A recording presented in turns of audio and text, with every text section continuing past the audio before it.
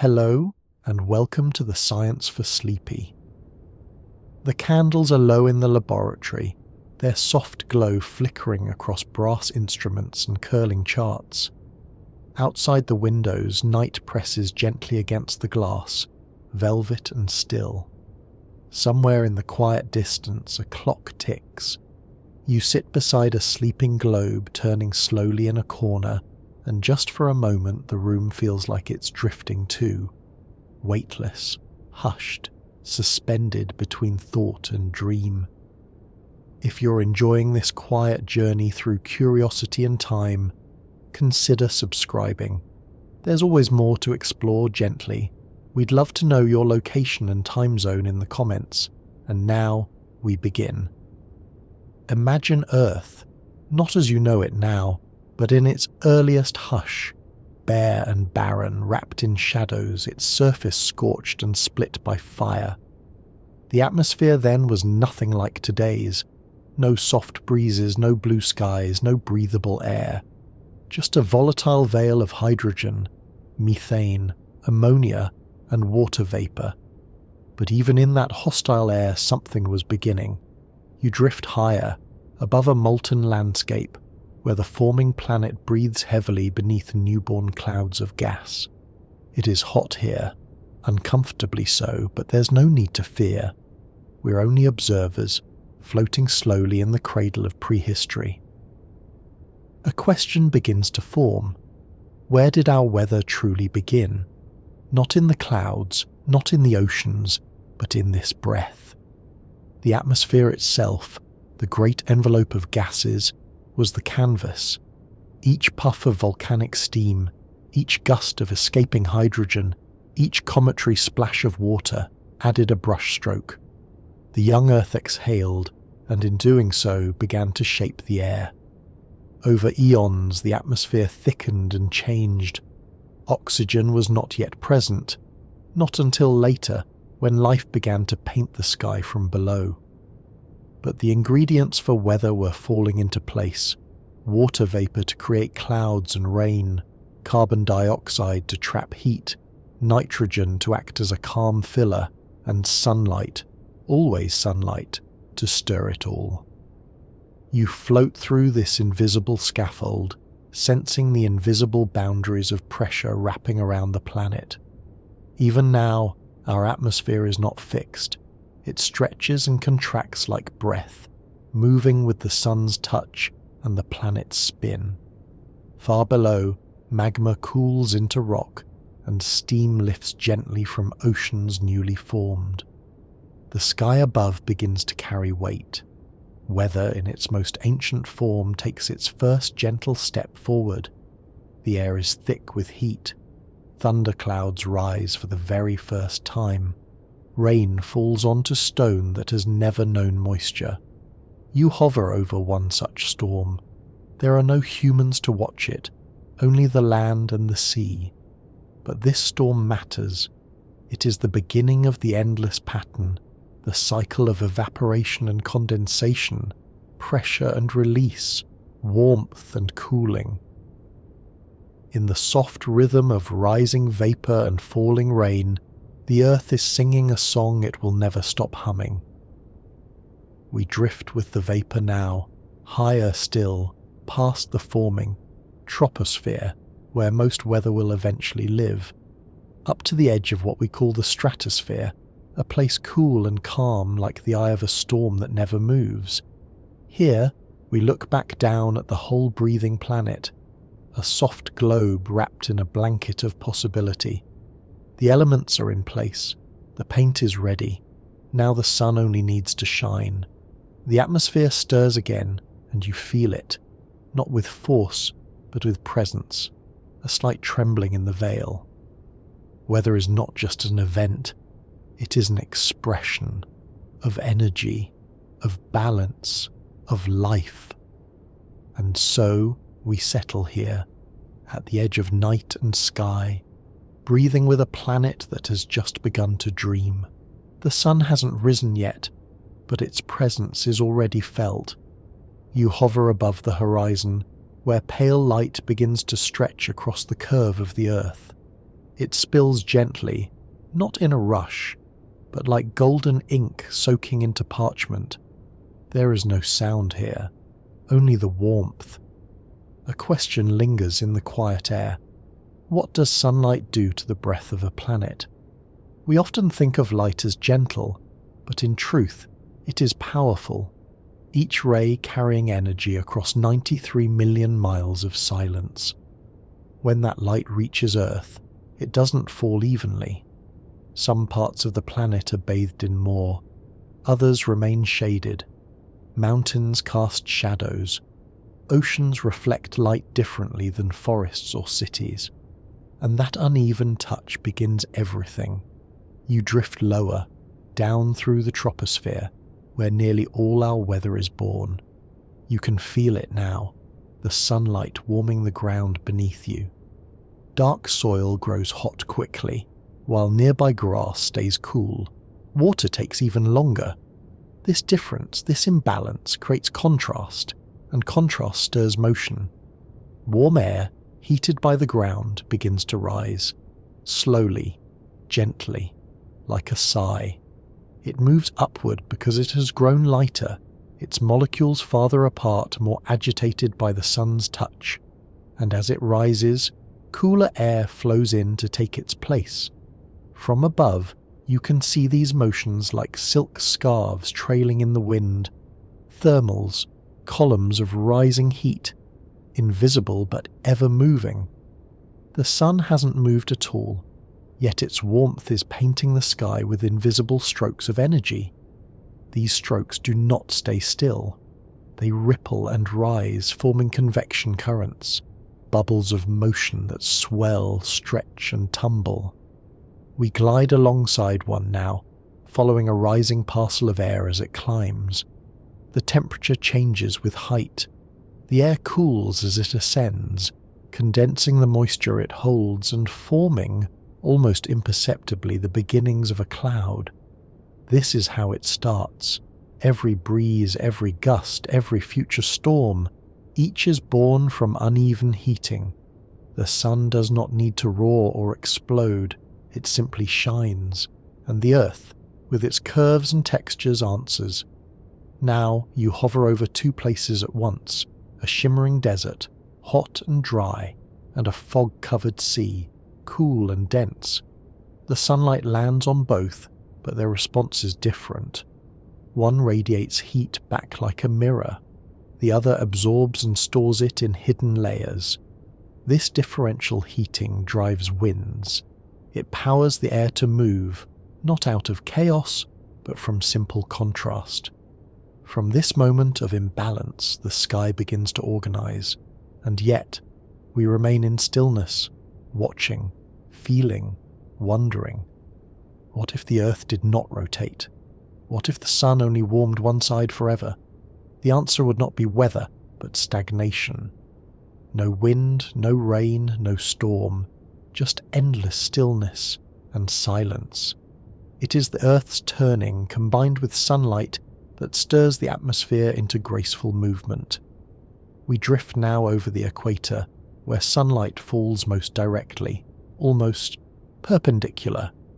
The land below bakes. The oceans shimmer with rising vapour. This belt of intense heat gives birth to the great updrafts that will form towering storms later on. But for now, it is only warm, rising air. Higher up, that air spreads outward toward the poles, cooling as it goes. Near the surface, cooler air rushes back toward the equator to replace what has risen.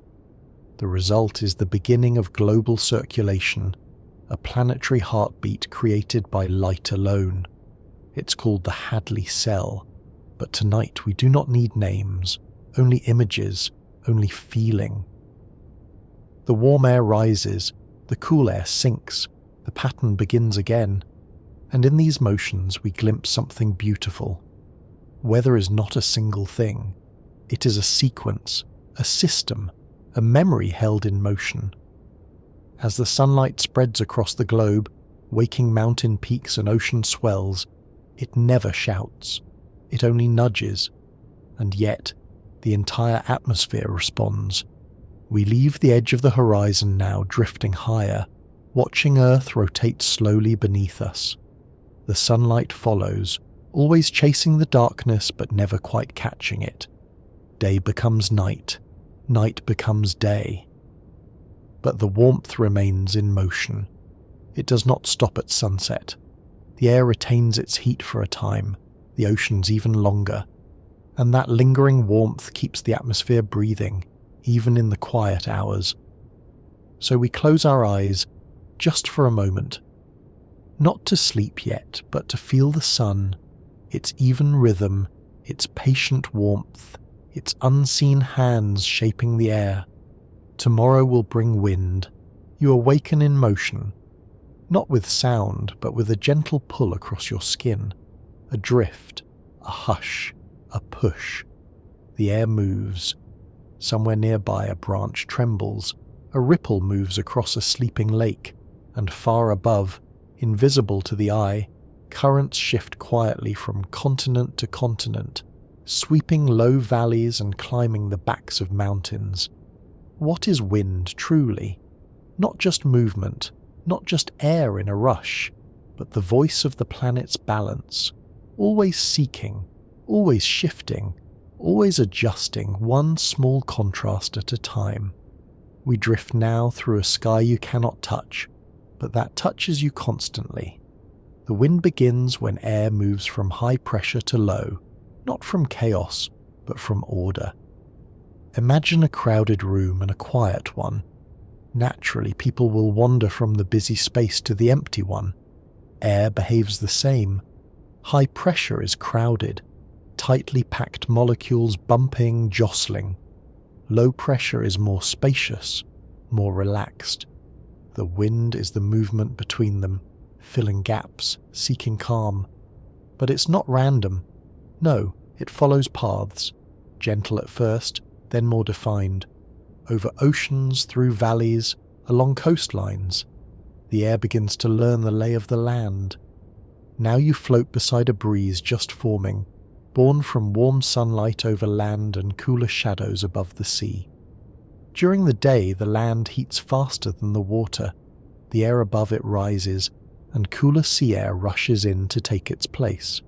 This is a sea breeze, soft and predictable. But it is the start of something larger. Beneath you now is a great plain, flat and open. The wind gathers speed here, with no mountains to slow it, no trees to deflect it. The air stretches out, curling forward like the stroke of a paintbrush. You follow it, gently, patiently. The motion feels alive, like a whisper with purpose. As it glides past hills and cities, it shifts in character. Narrowed by canyons, lifted by ridges, cooled by rivers, the wind becomes more than air in motion. It becomes memory, shaped by everything it touches. Some of it climbs, forming updrafts. Some of it twists and folds, making eddies and vortices. And some travels long, slow journeys across the globe. Jet streams, they're called. Narrow corridors of swift air high above, steering storms and seasons from one hemisphere to the next. We drift upward now, toward one of these rivers in the sky. It coils and bends like a ribbon caught in slow motion. Born from differences in temperature and pressure between the equator and the poles, these jet streams divide the Earth into great swirling loops of air, each with its own pattern. Below, you can see their influence. Spiraling clouds, the curve of a storm's tail, the elongated sweep of weather systems stretching across entire continents. Wind does not travel in straight lines. It curves and bends, pushed not only by temperature and pressure, but by the turning of the Earth itself. We begin to feel that now, the subtle deflection, the twist in the current. It's called the Coriolis effect, and soon we'll explore it more deeply. But for now, just feel it. That soft nudge to the right in the northern hemisphere, the left in the southern. It is gentle, like a dance partner guiding you through a familiar step. And suddenly, wind is not simply movement anymore. It is structure. The trade winds near the equator, steady and reliable. The westerlies higher up, more unpredictable. The polar easterlies swirling in cold remoteness. Each wind belt part of a great atmospheric machine, turning not with gears but with warmth and flow. We pass now through one of these belts. The air hums, not with noise but with energy. It is organized, layered, spiraling. On the surface you see its echo, leaves trembling, waves forming, birds gliding without flapping. Everything alive has learned to feel the wind. Even we, in sleep, sometimes stir with the changing air. You rest your weight on it now, floating effortlessly. It holds you, carries you, not forcefully, but like water carries driftwood, gently and with purpose. All of this motion, this beauty, this breath of earth. It began with imbalance, with sunlight warming one patch of ground more than another. And from that, a world in motion was born. Wind is the great equalizer, yet it never truly finishes the work. The earth is always turning, always changing, always warming and cooling and shifting shape. And so the wind continues, never angry, never still. You close your eyes and drift beside it a while longer. The world beneath you moves, not in a rush, not in silence, but in a slow, deliberate rotation. You feel it now, not just as a fact, but as sensation. The planet spins gently beneath your drifting form, eastward and constant, turning the horizon ever forward. And as it turns, something begins to twist. A question curls in the still air beside you. Why don't winds move in straight lines? Why do they spiral, swirl, and curve across the world like ribbons in a breeze? You're about to find out. Hovering above the earth, you watch as the air moves, northward here, southward there, but never directly. Instead, each path begins to bend, left in one place, right in another. The wind resists straightness, even when pressure tells it to go forward. This is the Coriolis effect, not a force that pushes, but a perspective that curves. Imagine standing on a spinning platform, tossing a ball straight across. From your point of view, the ball curves away, veering to the side. But it isn't the ball that changed, it was you, the thrower, turning underneath. The earth does this to the wind. You float above the equator now. The rotation here is swift, about 1,670 kilometers per hour.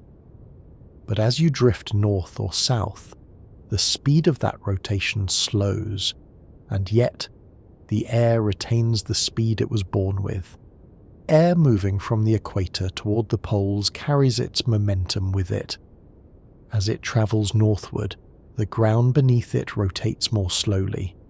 To an observer on the surface, the wind appears to veer eastward, curving right in the northern hemisphere, left in the southern. It is not magic, it is motion, a graceful deflection born from turning. This invisible curvature helps shape Earth's great wind belts. Trade winds, blowing from east to west near the equator, are turned by the Coriolis effect. The westerlies, stronger, more capricious, form at mid-latitudes, bending air back toward the east. We drift now above these flowing bands, as though riding a carousel of wind. Beneath us, continents glide by, Africa, Asia, the Pacific's wide blue eye, while above, clouds trace great spirals across the sky. The Coriolis effect doesn't just shape winds, it shapes storms. Now you see it clearly, a storm system far below, slowly spinning.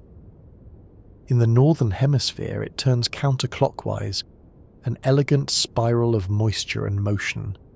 The Coriolis effect nudges the incoming air, pulling it around, never inward in a straight line but always in a curve.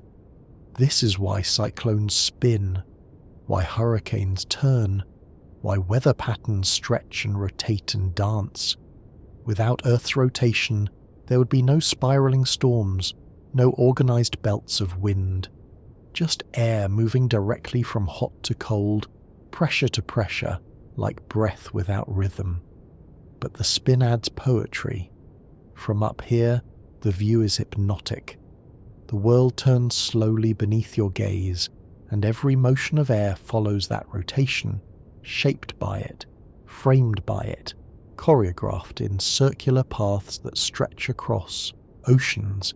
Even the oceans themselves are affected. Currents like the Gulf Stream, the Kuroshio, the South Equatorial, the Coriolis effect curves them too, bending water the way it bends air, completing the great planetary circuit. And so, we find ourselves in a world where nothing moves straight. Every breeze is curved, every wave is pulled, every flight path is planned along arcs. Even migratory birds, who seem to fly as if by instinct alone, trace spirals through the air, adjusted by rotation. This spin of the earth is not something you feel in your bones, but you feel it in the wind, and now, in the stillness of this night, you feel it in your breath.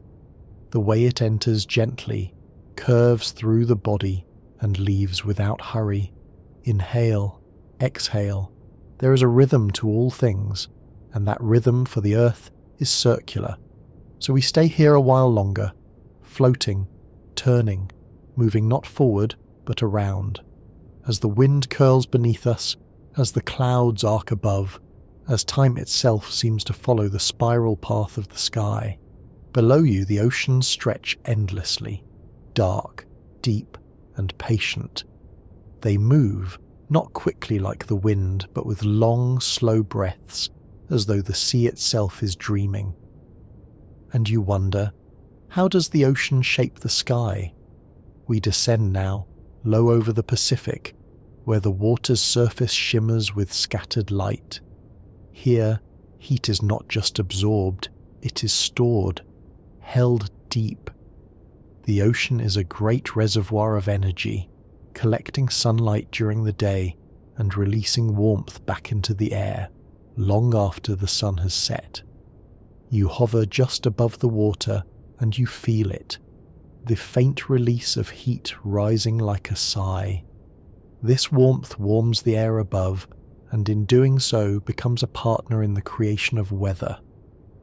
But the ocean's breath is not even.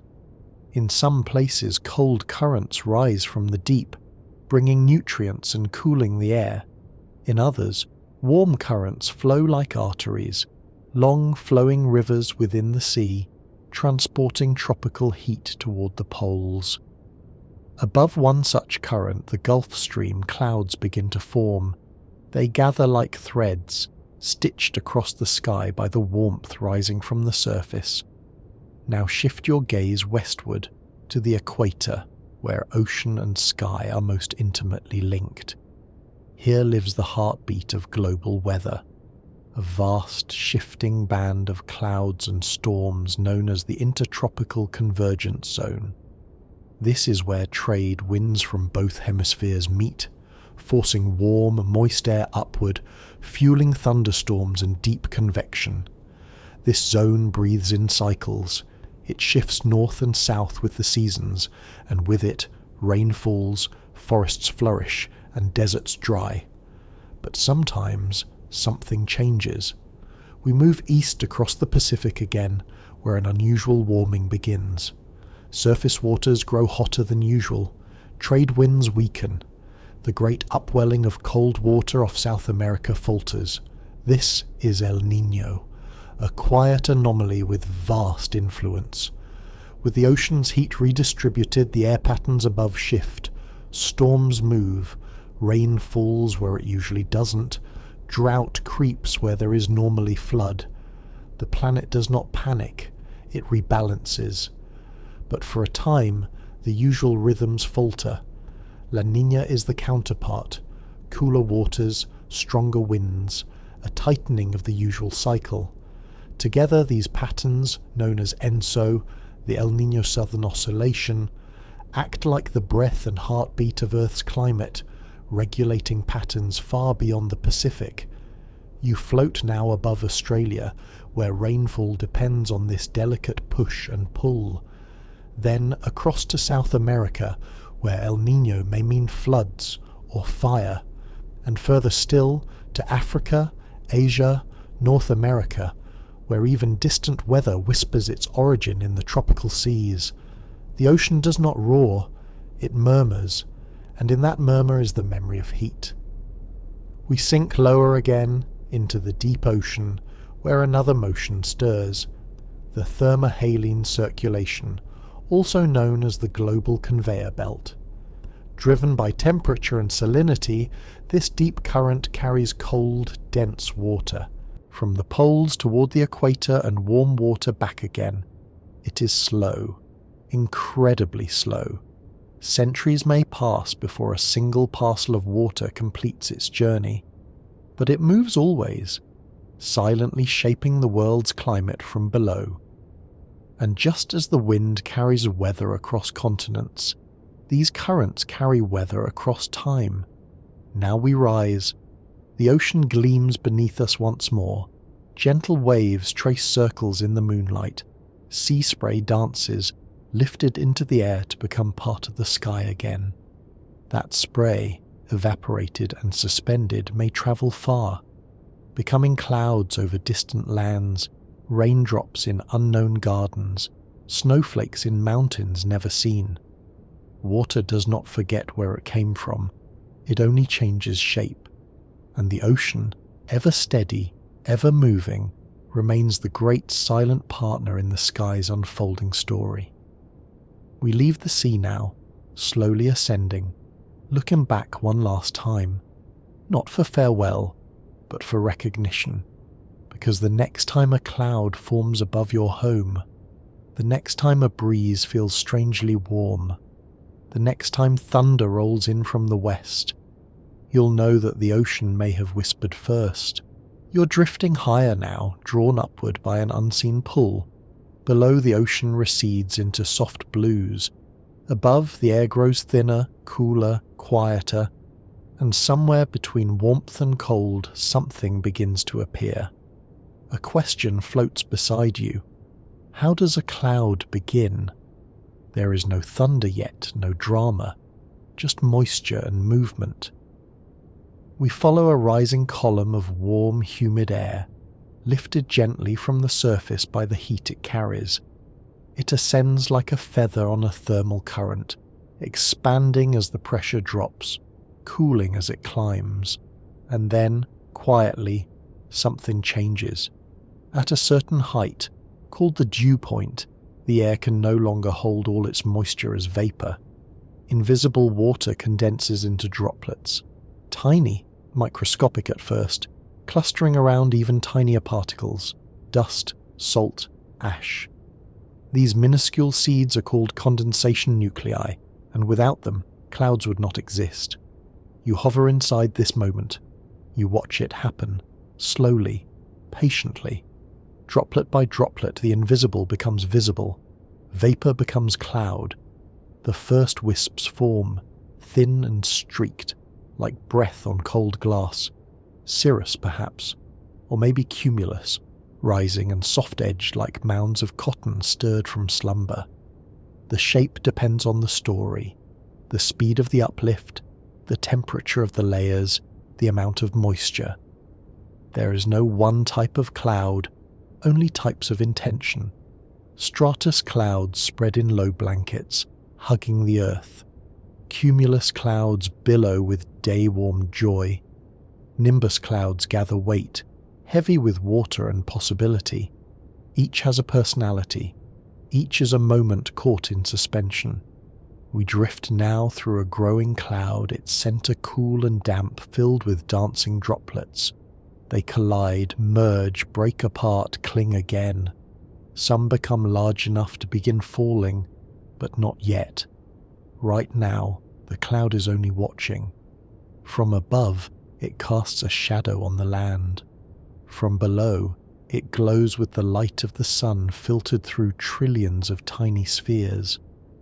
Clouds reflect sunlight. They trap heat. They regulate Earth's temperature like a great ever-changing thermostat in the sky. Too many clouds and the surface cools. Too few and warmth escapes freely into the stars. Now you hover just above a thundercloud, not yet violent, but rising. A cumulus congestus, towering into the upper troposphere, crisp-edged and pulsing. It breathes upward, fed by warm air from below. Inside, updrafts race skyward, lifting more moisture, building height. You can sense it now. The cloud is not still. It is alive with motion. This is convection, the deep transfer of heat and matter. A single cloud may contain millions of tons of water, suspended in motion, waiting. And yet most clouds will not rain. The droplets are often too small to fall, or the air below too dry to let them reach the ground. Many clouds live their entire lives drifting and dissolving, never releasing a single drop. But even without rain, they matter. They shade the ground. They cool the seas. They serve as sky markers for pilots, for sailors, for dreamers lying on grassy hills. Clouds are memories of where the air has been. They are shaped by the land beneath and the winds above. They mark mountains, trace coastlines, gather over cities.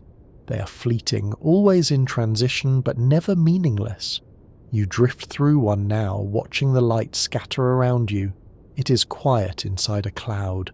Sound is dampened. Vision is softened. It feels like floating through a thought, half-formed, delicate, suspended. This is where rain begins, though not yet. That will come soon. For now you rest here, suspended in the white hush, watching the earth far below and the sun glowing faintly above. The cloud breathes, and so do you. There is a stillness just before the change.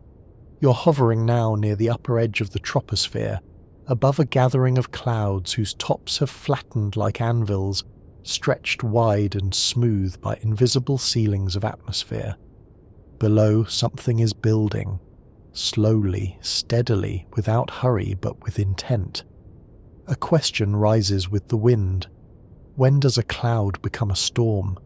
Let us drift downward into the heart of the cloud. Here, the air is no longer a gentle carrier of moisture. It moves with strength now, upward in great columns, lifting vapour, droplets, and ice crystals high into the sky. This is a thunderstorm in its first breath. The warm, moist air near the ground continues to rise, cooling as it goes, releasing latent heat into the surrounding air. That heat feeds the updraft, which rises faster still. The higher it climbs, the colder it gets, until the moisture condenses into droplets, then into ice, forming hailstones and supercooled water. And somewhere in the thickening air the storm becomes self-sustaining. You can feel it now, the transition from cloud to engine, an immense vertical machine of rising air, falling water and swirling winds. Thunderstorms are built in stages. First, the cumulus stage, rising air, cloud formation, potential. Then, the mature stage, when rain begins to fall, downdrafts develop, and lightning flickers in the belly of the storm. Finally, the dissipating stage, when the downdrafts dominate, cutting off the storm's rising breath, and the energy slips away. But we are here in the heart of the storm at its peak. You drift beside a column of air so strong it could lift a small airplane. Below, rain begins to fall, not gently but in thick, fast drops. Water that began as vapour just minutes ago now plummets toward the earth, carving paths through the air. Alongside the falling rain, downdrafts surge downward, cool air dragged by the weight of water. These collide with the still rising warm air, creating turbulence, motion, and instability. This balance of rise and fall, of heat and cold, creates the storm's sculpted shape, its symmetry, It's sound. You begin to hear it now. Deep rumbles moving across the sky. Not sharp, not near. Just distant thunder rolling like a memory of impact. The storm pulses. Lightning flashes, hidden for now behind heavy curtains of rain. But you know it's there. You felt its charge building in the cloud. It crackles across your skin like the nearness of thought. Thunderstorms are not chaos. They are systems, carefully layered expressions of imbalance. They bring renewal, they bring destruction, but mostly they bring energy from one place to another, the atmosphere working out its own tension through beauty and sound. We drift now to the edge of the storm, where the dark belly of the cloud meets sunlight. Here a rainbow may form, curved and delicate, the result of sunlight bending through raindrops. Even the storm has softness. Below us, the land drinks. Dry. Fields receive water. Rivers rise slightly. Ponds ripple with fresh patterns. The storm touches everything. Even those who never saw it only felt the pressure change or heard the thunder in their bones. Not all storms are so visible. Some build quietly, high in the atmosphere with no warning.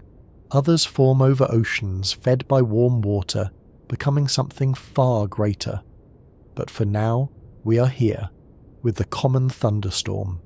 Its cloud towers like a cathedral. Its heart beats with thermal breath. Its rain is not random. It falls with meaning shaped by wind, gravity, and evaporation.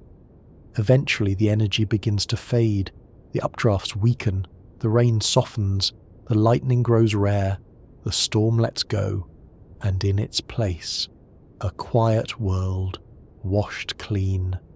You float above it all now, watching the last drops fall through golden light. The earth exhales, and you drift.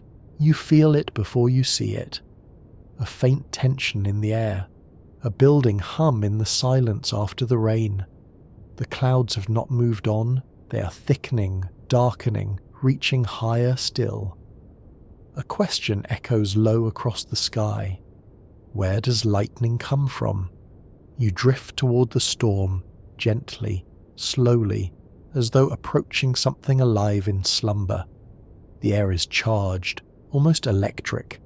You're entering a world where energy builds quietly, then releases in a moment of dazzling precision.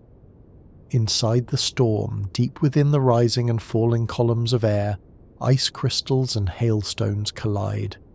Each collision transfers a bit of charge, positive here, negative there, until the entire cloud becomes a machine of separation, like a battery stretched across the sky. Positive charges gather at the top of the cloud, negative charges collect at the bottom, and far below, on the ground, positive charges pool invisibly, waiting, pulled toward the sky like iron filings toward a magnet. You hover in the middle, between polarities, between forces that are not yet released. The air crackles with invisible fingers of potential. Nothing has happened, yet everything is ready. Then, with no warning, it begins. A faint flickering branch of negative charge snakes downward from the cloud in quick steps, reaching, pausing, branching. It is called a stepped leader, almost too fast to see, but not too fast to feel. At the same time, the earth reaches back. Upward streamers of positive charge rise from trees, rooftops, towers, even the blades of grass. And when one of those meets the descending leader, the sky splits. A bolt of lightning tears through the space you just occupied, turning night into day. It is not a single flash, but many, dancing along the same path in milliseconds, returning charge from cloud to ground, and sometimes from cloud to cloud. The air itself is ripped open, heated to more than 30,000 degrees Celsius, 5 times hotter than the surface of the sun, and in that heat, The air expands explosively. A moment later, thunder. You feel it before you hear it. A wave of pressure moving outward, like the aftershock of thought. It rolls across valleys, bounces off hills, curls into forests. The sky speaks, low and powerful. And then again, another flash. This time within the cloud, lighting it from within like a lantern. Intra-cloud lightning, soft and diffuse, hidden but no less powerful. Lightning can strike the same place twice. It can reach out sideways. It can rise from the top of a storm into the stratosphere in events called sprites, red, ethereal pulses dancing above thunderclouds, seen only from space or the far corners of high-altitude nights. You drift through the storm's center now, a cathedral of light and vibration. Rain falls in heavy sheets around you. Every few seconds the world brightens and cracks with sudden motion. Birds fall silent. Animals shelter. Electricity hums along power lines. Hearts beat a little, faster. For millennia, lightning has been the sky's most mysterious messenger, worshipped, feared, studied, and never tamed. But here, in this moment, there is no need for fear. You're not grounded, you're not solid, you're part of the cloud itself. You move with the charge, you echo in the thunder. And now, as the storm begins to drift eastward, the energy begins to wane. The strikes become more distant, the thunder quieter, the rain steadier. Below, the earth is wet, the trees are shimmering, the air smells of ozone and soil. Lightning has touched the world, not to destroy, but to connect, to equalize, to release. You rise above it now, past the highest clouds, watching the last flicker from a place where stars begin. Silence returns, darkness stretches wide, and far below, the land listens. The storm has moved on. Its echo is a memory now, low thunder over distant hills like the last notes of a song, but the air still carries what it left behind. You follow a single raindrop now, not from the sky, but from the beginning. A question forms. How does a drop of rain come to fall? High above, in the quiet center of a cooling cloud, microscopic water droplets hang in suspension. Each is impossibly small, barely larger than a particle of dust, but millions of them gather, clustering, brushing against one another in the cold. They merge, slowly, steadily. The cloud is a cradle for these tiny collisions.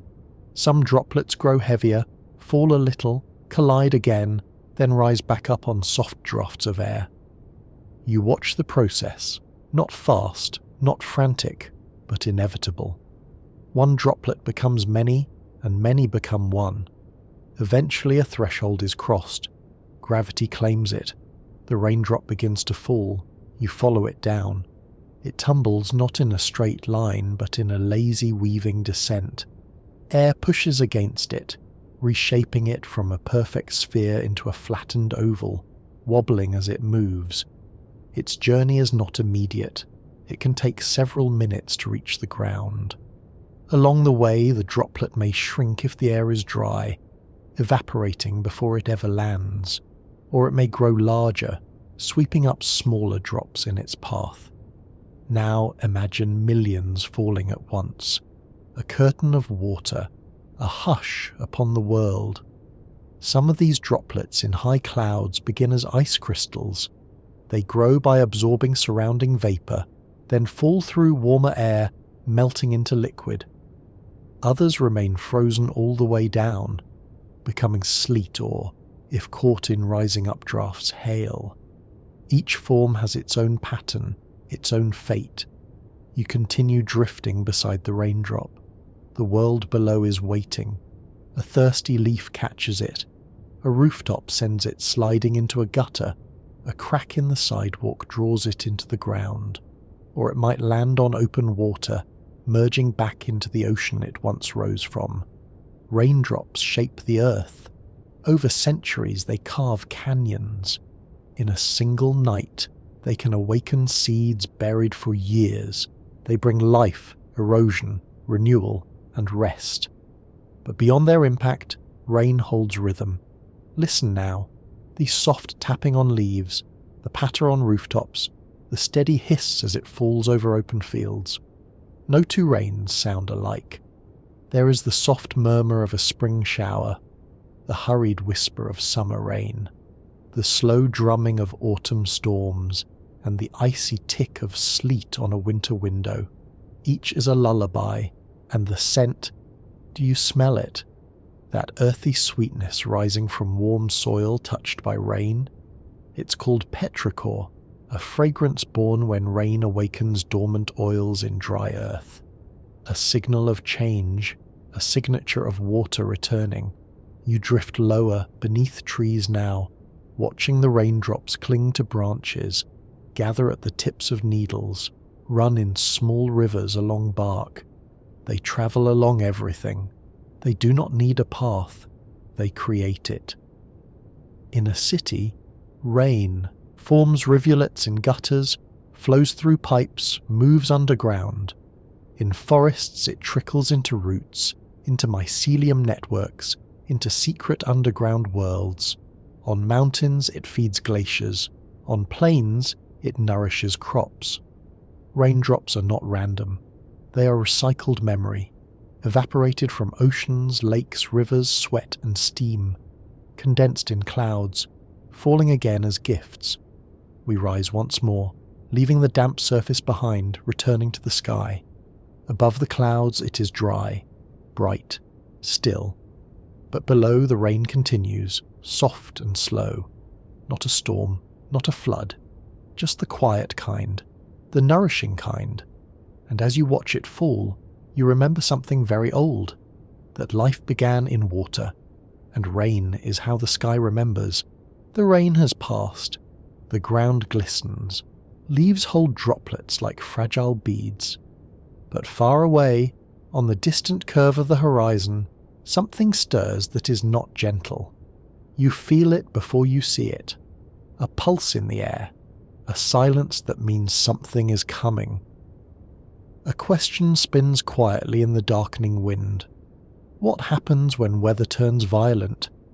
We begin far out at sea, where the water is warm, unnaturally so.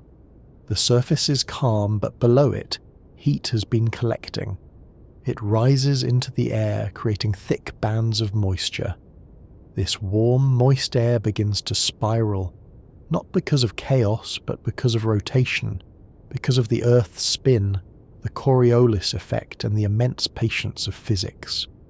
A low-pressure center forms, drawing more air inward. The more air that rises, the more the pressure falls. The more it falls, the more air it pulls. This is the birth of a tropical cyclone. It begins as a disturbance, a cluster of thunderstorms rotating gently, barely noticed. But under the right conditions, warm ocean, low wind shear, sufficient moisture, it grows, organizes, gains symmetry. The clouds wrap tighter, the winds increase. The center becomes hollow, like the eye of a storm god opening. You're there now, drifting just above the eye. It is quiet, unnaturally so. Below, the ocean is churning. Around you, walls of cloud rise like fortress towers. This is the eye wall, the heart of the hurricane. Inside it, wind speeds can exceed 150 miles per hour. Rain falls sideways. Structures fail. Trees bend, break, or vanish. The storm breathes in spirals. Bands of rain stretch outward like the arms of a vast spinning galaxy. It moves slowly across the ocean, carrying with it not just water and wind, but heat, always heat, transferred from sea to sky, from equator to edge. Eventually it makes landfall, and the energy, once smooth, becomes jagged. The friction of land disrupts the spiral. The storm stumbles, but before it fades, it leaves behind a signature. Flooded streets, uprooted forests, changed coastlines. We rise again, lifting out of the hurricane's eye, watching it from above. It is no longer a storm, it is a system, a moment of imbalance expressed in motioned scale, and now we travel inland, far inland, to a different kind of spiral. Over the wide plains of North America, where cold, dry air from the Rockies meets warm, moist air from the Gulf of Mexico, something else is forming. The conditions are subtle, but the outcome unmistakable. A thunderstorm grows, then another. One becomes dominant, rotating vertically, fed by powerful wind shear, winds changing speed and direction with height. This storm begins to twist, and within that rotation something sharp condenses, a vortex of air narrow and fast, a tornado. You hover just above the ground as it forms, first as a funnel cloud descending from the dark shelf of the thunderstorm. It reaches lower, lower, until finally it touches earth, and then it tightens, and then it spins. This is no soft wind. This is raw force concentrated into a violent spiral, a few hundred yards across, but spinning at speeds that defy belief. It can tear roofs from homes, lift vehicles into trees, strip bark from trees, turn small objects into impossible projectiles. Yet even here there is pattern. Tornadoes are measured, categorized, mapped. Their formation is still not fully understood, but always they are expressions of instability, vertical shear and rising moisture. You follow its path. It does not last long. Most tornadoes do not. A few minutes, a few miles. But it leaves behind a scar, not just on the ground, but in memory, in breath. And then it is gone.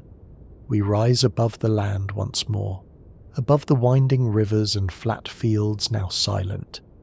The skies calm again, but we've seen what happens when the balance tips too far, when warmth and moisture feed too quickly, when rotation tightens, when the atmosphere forgets to whisper and shouts instead.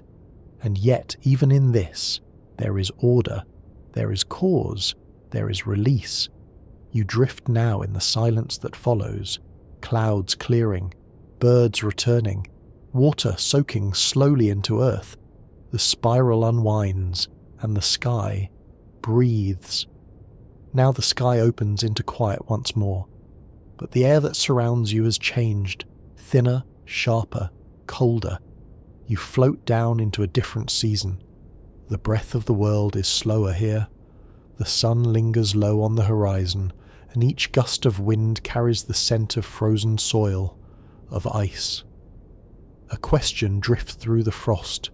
How does the cold shape the sky? We begin at night, a winter night, the kind where the stars seem closer and the silence deeper. The ground radiates its heat back into space. Without the warmth of thick clouds, the earth cools rapidly. The air grows still, the moisture it held begins to settle, and the cold begins its delicate work. On a single blade of grass, water vapor turns directly into crystal, skipping liquid entirely. This is frost, not a coating, but a structure, sharp, precise, born of calm air and falling temperatures. Frost patterns grow like ferns on windows, curling like vines, fractal and infinite. Each one tells the exact story of temperature, pressure, and humidity at the moment it formed. But higher up, something else is forming. In clouds where temperatures plunge below freezing, droplets remain liquid, supercooled, waiting for the right trigger to become ice. That trigger could be a dust particle, a snowflake, or even a sound. When it happens, crystallization begins. You drift into a cloud where this transformation is underway. Ice crystals grow in six-sided symmetry, building outward in branching arms. No two are alike, not because nature insists on uniqueness, but because the path each crystal takes through the cloud is different. The temperature changes, The humidity shifts, and so each snowflake forms its own quiet logic. We follow one. It floats gently, downward, carried more by air than gravity. It weaves through layers of cloud and light, growing as it falls, its edges refining themselves into geometry. By the time it reaches the ground, it is complete. Snow does not fall fast. It descends with ceremony. The sound of snowfall is not the absence of noise, but the soft muffling of it. The way each flake absorbs vibration, slows the world, closes the air around you. And snow does more than beautify. It insulates. It stores water. It feeds rivers and aquifers in the spring. Snow is not just precipitation. It is time, frozen in waiting. You move now across a snowy plain. The ground gleams blue in the pale light. Each footstep, each drift, is a testament to the weather that has passed and what may come. But winter does not end with snow. It sharpens further still. In the coldest places, air grows dense and heavy. Cold air hugs the ground, forming temperature inversions, where warmer air traps the cold below, along with smoke, fog, pollution. In these layers, frost thickens, ice blooms, and breathing feels different. Then, from the north, a different cold arrives. A mass of frigid air descends, uninvited but certain. An Arctic front. It slides across the land with calm ferocity, lowering temperatures in hours, turning rain into ice, breath into cloud. This cold is not gentle. It transforms everything it touches. And when moisture meets it, freezing rain may fall, a paradox where liquid water hits surfaces and instantly becomes ice. Trees bend under the weight, roads glisten with invisible danger, but there is beauty in that too. A forest after an ice storm is a cathedral of glass, every branch a prism, every twig a wand. You drift above it now, the world below glimmering in silence, the air so clear it feels like crystal, and finally, there is fog. Not warm fog, but freezing fog, where every suspended droplet crystallizes on contact. This is rime, soft, feathery deposits of frost forming along wires, branches, fence posts, delicate as lace. Winter is not still, it is subtle. It paints not with brush strokes, but with breath. It sculpts with absence, it shapes with pause. You look up again. The clouds are thin now, the sky is open, the cold has done its work, and you, floating above it all, feel not chilled, but clear. For in the cold the atmosphere reveals itself, not in thunder, but in crystal, not in torrents, but in snowflakes, not in storm, but in the architecture of stillness, and the sky, even in winter, continues to breathe. Now we rise slowly, up and away from frost-covered forests and silver-tipped hills. The world below begins to shift in colour, white giving way to green, green fading into gold, gold darkening into bare branches. The wheel is turning. A question hums gently with the motion. Why do the seasons change? The earth spins, but more importantly it leans. Not much, just about 23.5 degrees off centre. But this small tilt is everything. You float just outside the atmosphere now, watching Earth's silent ballet around the sun. Its orbit is nearly circular, steady and even. The distance from the sun changes very little. It is not proximity, but angle, that brings about the seasons. As the planet turns, it also circles, and as it circles, the hemisphere tilted toward the sun receives longer days, higher sun angles, more concentrated light. This is summer, and when that same hemisphere tilts away, the days grow shorter, the light slants, the warmth softens. This is winter, but the change is not sudden. You drift lower, into the sky over a meadow waking in spring. Buds press through soil, responding to warmth and light. Not a calendar, but a threshold of energy. The snow melts, swelling streams. Birds return. The air carries new scents of pollen, of moisture, of life returning. The sun arcs higher each day. Shadows shorten. Raindrops fall, not frozen now, but soft and nourishing. And then, the balance. You hover above the earth at equinox. The day and night are equal now, matched across every latitude. The sun rises exactly in the east, sets exactly in the west. The planet breathes in symmetry, but it does not last. Soon, summer begins. The days stretch, blooming into their longest. Heat builds. Thunderstorms rise high into the sky, fed by long hours of sunlight. Crops grow tall, lakes warm. The ocean's surface stores light. Weather is more energetic now, more vertical, more dramatic. The sun, nearly overhead at midday, casts shorter shadows. Yet even at this peak, the tipping point is near. The days begin to shrink again. You sense it, even before you see it. Now you drift over a forest in autumn. The air is still warm by day, but at night it chills. Leaves begin to turn, not all at once, but in bursts of orange, crimson, yellow. This change is not caused by temperature but by light. The shortening days tell the trees it is time. Chlorophyll fades, other pigments, long hidden, rise. The trees respond, not with retreat, but with brilliance. Wind stirs the fallen leaves, skies deepen. Rain returns, gentler than summer's storms. This is the slow exhale of the year, and then winter once more. You've seen it already. The light thins, the sun rises late and low, tracing long arcs across the southern sky. In the north, night stretches over most of the day. In the south, it is summer instead. For the seasons are not global, but hemispheric, turning in opposition. Even the equator, where daylight hardly shifts, has its rhythms, wet and dry, monsoon and calm, driven by the migrating sun. You float now between hemispheres, watching the planet tilt first one way, then the other. The seasons move like a slow breath. Inhale, light returns.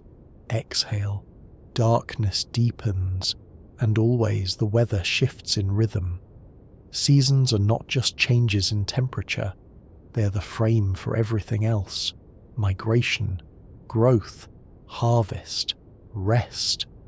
They are how the sky speaks to the land, how the sun speaks to time, and how we, standing beneath that vast sky, feel the passing not just of days, but of life itself.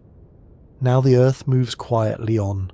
The tilt remains constant, the orbit continues, and above it all you drift, watching the wheel turn again. The same, and never the same. Now you find yourself over a different kind of landscape. It stretches wide beneath the sun, but there are no rivers here, no green forests, no gathering clouds. The land is bare, quiet. You hover over a desert. A question stirs in the dry heat. What happens when weather disappears? We often think of weather as motion, storms, winds, cycles. But here, it is absence that tells the story. Deserts are not always hot, but they are always dry. Rain falls rarely, unpredictably, and often in brief, intense bursts. Months may pass without a single drop. Yet when rain does come, it changes everything. Seeds awaken, flowers bloom overnight, rivers flow in places where none seem possible. But most days the sky is a blank canvas, blue, endless, cloudless. The sun dominates, shadows are sharp, the air is thin and dry. You drift lower into the heart of this dryness, and the silence feels vast. This too is weather, weather that withholds. Humidity here is almost non-existent. Without moisture in the air to trap heat, the temperature swings wildly. It can reach 110 degrees Fahrenheit by day and fall to freezing by night. You feel the ground radiate its heat outward as soon as the sun sets.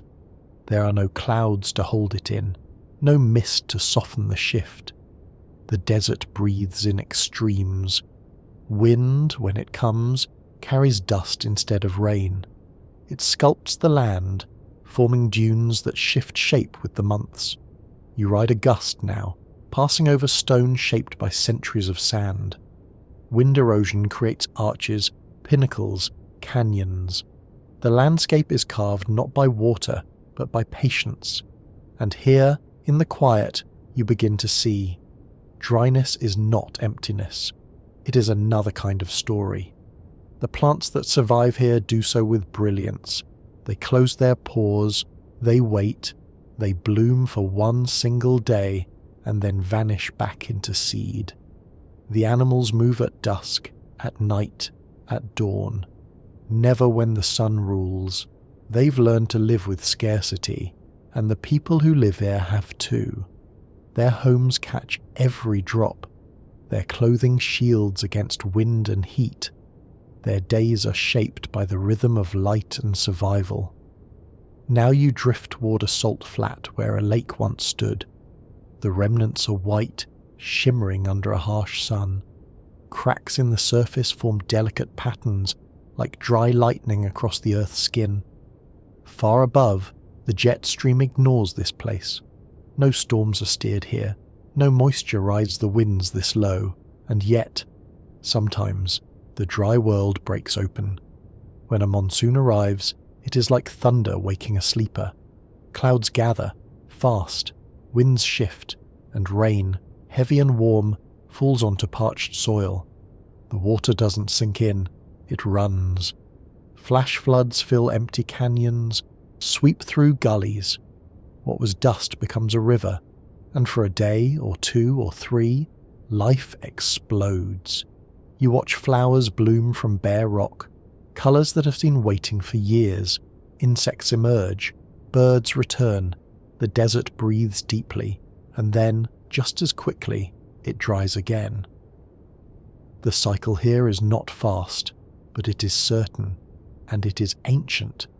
This is the weather of restraint, not of chaos, but of silence, not of plenty, but of precision.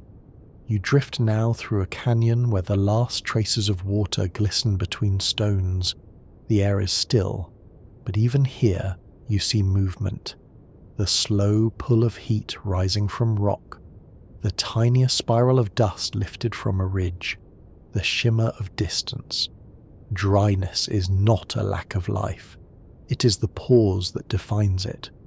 And so we linger here a while, in the quiet heat, in the suspended breath between storms, where the sky holds itself perfectly still. The sun is beginning to fall. The edge of the world is softened now, and the light, so sharp hours ago, begins to bend, blur, glow. You hover just above the land, and for a moment everything feels as if it's holding its breath. A question glows beneath the horizon. Why does the sky change colour? Light, as you see it, is not one colour but many. It is white only in name. Contained within it is every hue: red, orange, yellow, green, blue, violet. But not all travel equally. As sunlight enters the atmosphere, it meets molecules, dust, water vapour. These particles scatter the shorter wavelengths, blue and violet, more than the longer ones. This is why, during the day, the sky appears blue, because the blue light is scattered in every direction, filling the dome of the sky above you. But as the sun lowers, its light must pass through more of the atmosphere. The angle stretches, the path grows long, and the short wavelengths scatter away entirely. What remains is the longer light, the reds, the oranges, the golds. You drift now through that light. The world below is golden. The tops of trees catch fire. Buildings glow from within. The air seems warmer, even if the temperature falls. This is not imagination. It is optics. And yet, how it feels is just as important. Sunset is science, but it is also ceremony. Now the light deepens, and the sky performs another shift. Dust, smoke, and ice crystals in the atmosphere can amplify the show. They bend the light, scatter it in unusual ways, turn the ordinary into the surreal. Pillars of light may appear, vertical beams reaching skyward, formed by ice crystals drifting like mirrors. A halo may encircle the sun or moon, perfect and cold. Crepuscular rays may burst through clouds, shafts of sunlight that look solid, divine. And sometimes, when the day has just ended and the sun is well below the horizon, the sky burns with unexpected colours. Pinks that should not exist. Purples that defy memory. This is the afterglow. Scattered light still curving through the upper atmosphere long after the source has disappeared. You rise now, higher still, past the first edge of night. Behind you, the day fades. Ahead of you, stars begin to appear. But wait. The sky performs one more wonder. Near the poles, where charged solar particles collide with the Earth's magnetic field, something ancient unfolds, the aurora. Green light ripples like silk across the horizon. Red fingers stretch upward, sometimes violet, sometimes blue, sometimes a flickering curtain so wide it feels like the sky is breathing. These colours are not reflections, they are emissions, direct expressions of atomic collision, oxygen glowing green or red, nitrogen pulsing in blues and purples. You drift through them, weightless. The aurora crackles faintly, an electromagnetic whisper. It is quiet, but alive. And then, the darkness returns. The show ends. But even at night, the sky is not done. Stars twinkle not because they shine differently, but because their light bends through the turbulence of the atmosphere. Planets remain steady, but stars dance. And before dawn, the sky gives you one more gift. The blue hour. Not fully dark, not yet light. A velvet in between. Software endless. Sky colour is a language of scattering, bending, filtering. But it is also a mirror. It reflects back not just science, but emotion.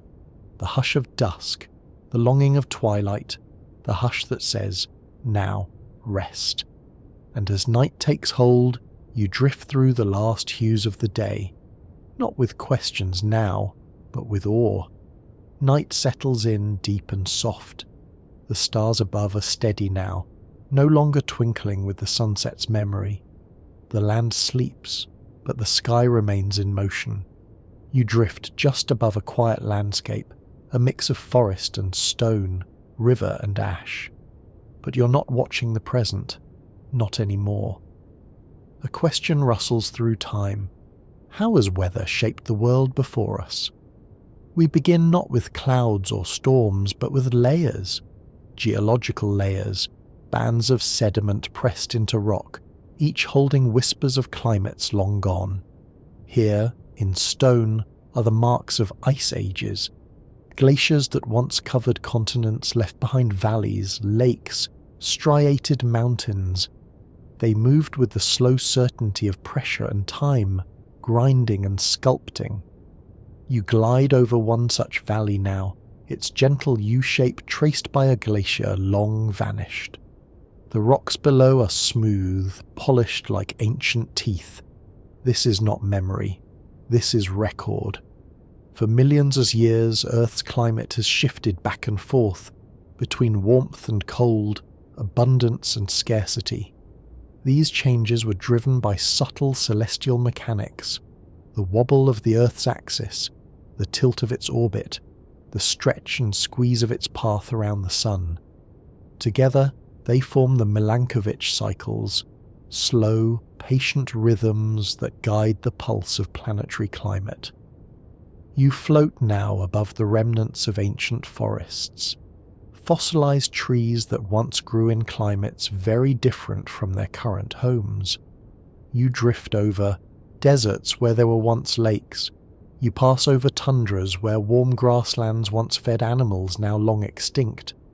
The woolly mammoth, the saber-toothed cat, creatures who lived and died beneath skies shaped by the same weather we feel today. Then we rise again to a higher, broader view. You see coastlines, not as they are, but as they were. During ice ages, the sea levels dropped, land bridges formed, humans migrated across what is now ocean floor. Weather shaped not only the land, but the story of movement, of us. Where food could grow, people settled. Where rains failed, they left. Entire civilizations rose with wet years and fell with drought. You hover now over ancient Mesopotamia, the Fertile Crescent, the birthplace of agriculture, its abundance made possible by seasonal flooding and weather predictable enough to plant by. Then Egypt, where the Nile's pulse was once reliable as breath. And now, ruins stand under a dry sky, still watching the horizon for clouds. Weather has always ruled quietly, but firmly. A bad harvest, a late freeze, a relentless flood, each one a sentence written in the margins of history. But it is not only tragedy. The shaping hand of weather also carved paths for growth. The monsoon winds of the Indian Ocean once carried traders between Africa and Asia. Predictable, dependable, powerful. They were a calendar in motion. Commerce itself rode on the wind. You drift now over an ancient sailing vessel, its sails swollen with monsoon air, and then farther, over Native American cliff dwellings built for shade, over Polynesian islands their storms understood and named generations ago, over Viking ships steered by reading the sky. All our stories are weathered. Even cities today show its imprint, in the wide boulevards of flood-prone river towns, in the angled roofs of snow-heavy winters, in the underground passageways of places too hot for summer street life. The past lingers not only in books, but in breezes, in dust, in the silence after wind. You pause now, looking back, not just over land, but over time. The clouds you see are shaped by warmth rising from forests grown in the footprints of glaciers. The rain that falls today may trace the same paths it did 1,000 years ago. Weather doesn't remember in words, it remembers in patterns, in long looping rhythms, in centuries of cause and drift, and so do we. You rise once more above the globe, watching it spin, a planet wrapped not only in clouds, but in story. The earth spins on, wrapped in sky. But now, instead of looking at the vast, at oceans, deserts, and sweeping fronts, we turn our gaze inward, closer, smaller. You drift down into the space between buildings, between trees, between breaths. A question settles softly near the soil. What is the weather like right here, beneath your feet? This is the world of microclimates. We often think of weather in grand regional terms, storms across states, heat waves that stretch for days, cold fronts that sweep across continents. But there are smaller worlds hidden within those systems. Weather isn't the same everywhere. Sometimes it isn't even the same across a single field. Now you hover above a garden in early morning, a small patch of earth, tucked between walls sheltered by trees. Here, the wind is blocked. The sun reaches it earlier than the lawn across the street. It holds moisture longer. Its weather is different. Move just a few yards, and the conditions shift. A shaded walkway remains cooler all day.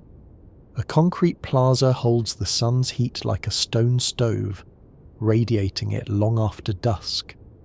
Cities are a quilt of microclimates, stitched together by asphalt, glass, tree cover, traffic.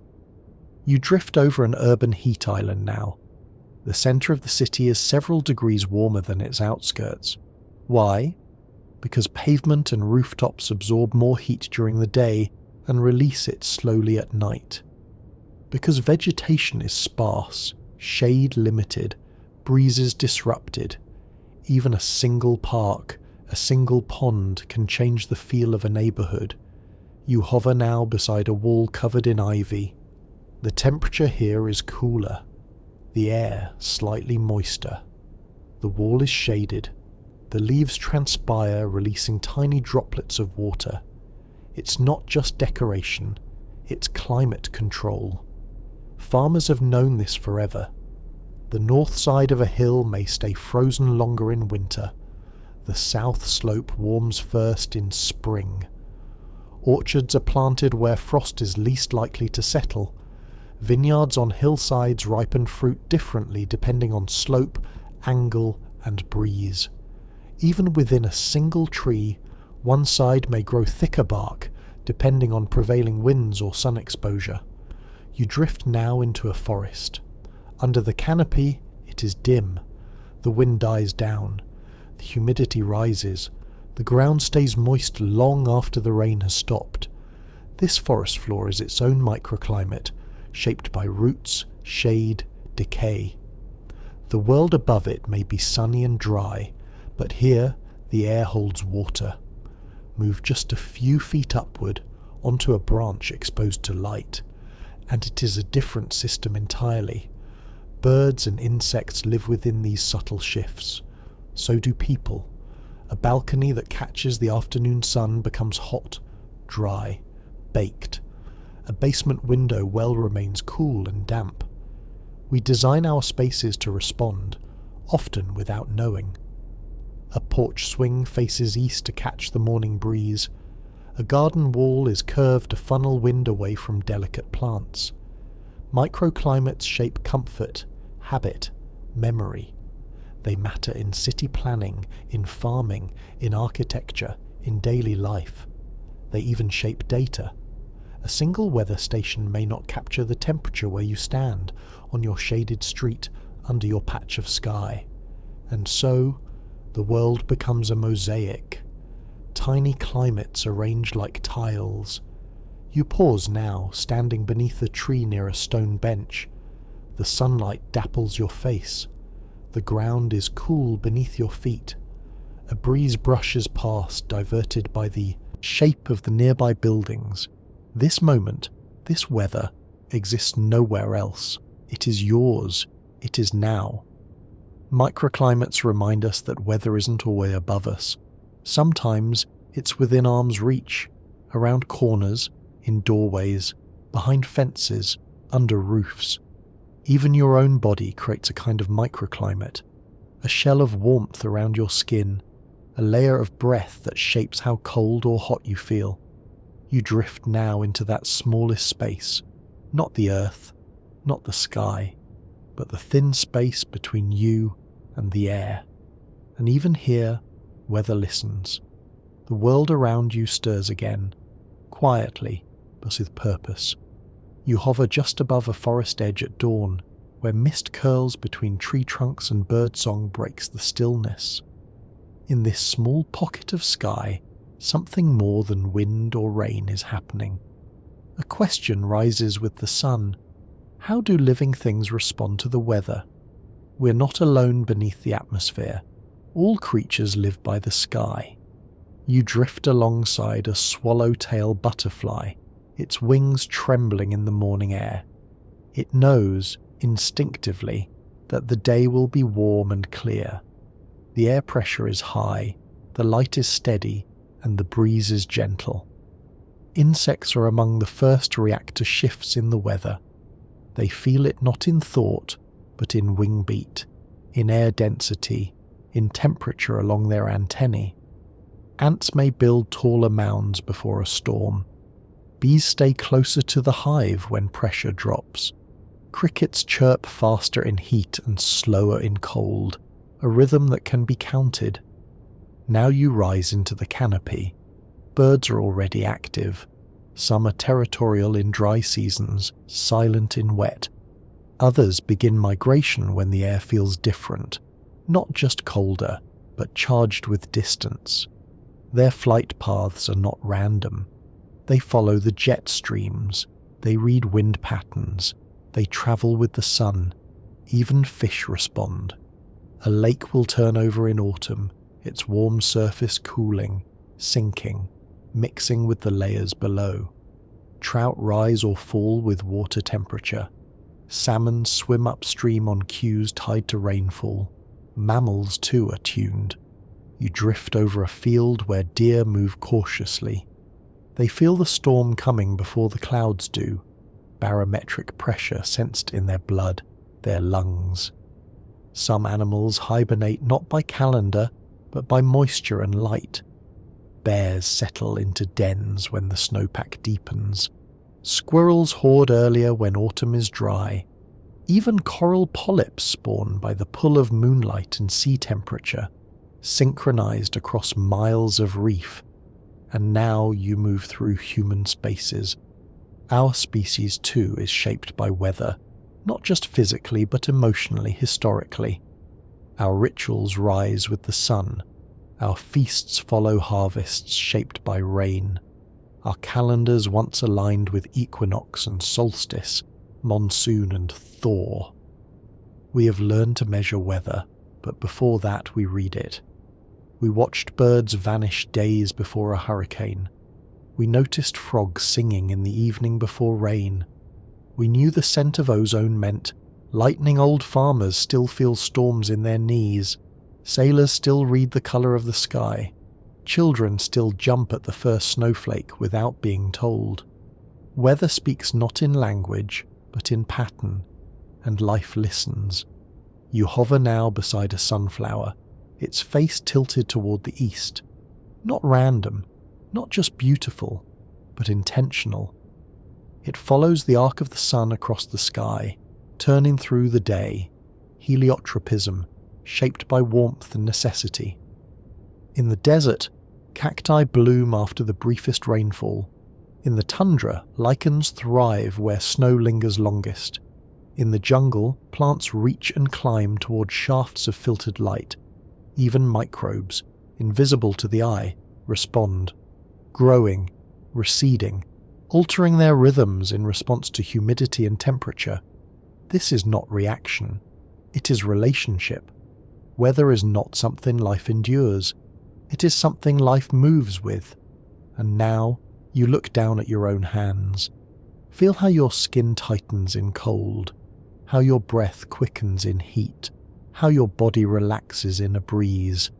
You're not separate from the atmosphere, you are a creature of it, like the dragonfly, the wolf, the willow, the child in a raincoat running through puddles without concern for why the clouds had wept. We all carry weather within us. It is not only around us, it is our rhythm, our breath, our instinct, and so we listen, together, night again. But this time, the quiet feels different, heavier, slower. You're higher now, far above the trees, the towns, the oceans. The atmosphere thins beneath you. Earth turns below in its silent grace, but something has shifted. A question waits, suspended in the dark. What will happen to weather in the years to come? We begin not with predictions, but with patterns, deep ones. For thousands of years, Earth's climate moved with natural rhythms, volcanic activity, solar cycles, ocean currents, axial tilt. The changes came slowly, across centuries, across civilizations. But now, the rhythm accelerates.